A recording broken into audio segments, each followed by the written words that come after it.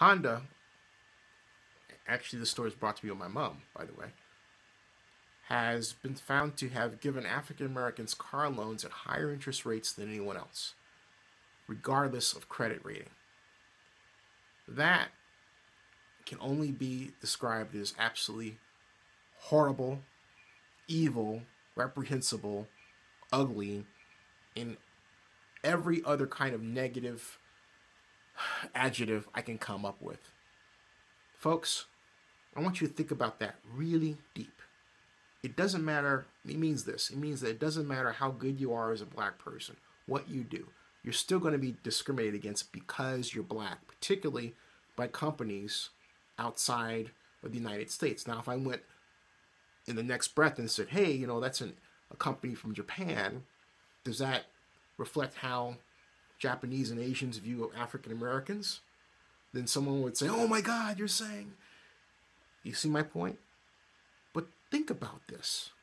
Think about this. Think about that action in the mosaic of all of the racist actions that an African American has to deal with from that center around racial profiling. Consider one day in the life of a black person where you go and buy a car and you think everything is okay, you get the car that you want, and then you later find out that your interest rate is higher, even though your credit rating is great, than a white person whose credit rating may be poorer than yours, just because you're black. And then you park your car, get out of your car, and go down the street, and you see, because you're crossing the street in this direction, someone white is over here, then they go across the street from you, away from you.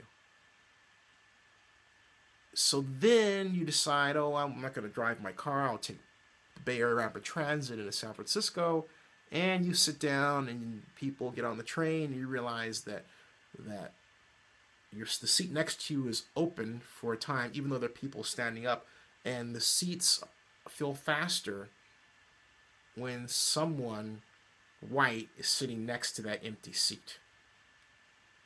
All of that can happen to you and more in one day. That's racial assault in the 21st century. I'm not talking about the 20th century. I'm not talking about the 90s. I'm not talking about the 80s. I'm not talking about the 70s. I'm talking about today. And that is the kind of racist emotional assault black people have to deal with on a daily basis. And if you're white, or if you're another black person that does that to somebody else black, you're shameful.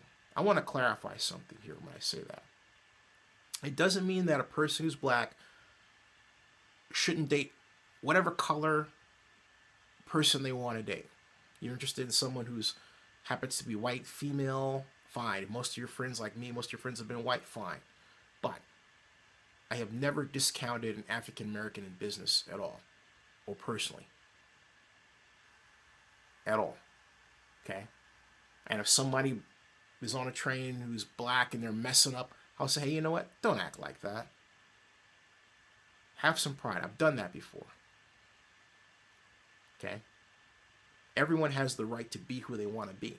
The bottom line is not to take out your issues on other people and make them feel bad.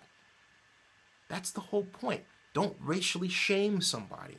If you're going to say, hey, look, you don't want folks to be body shamed, then don't shame somebody for being dark. Think about it. That's what Honda was doing for a long time.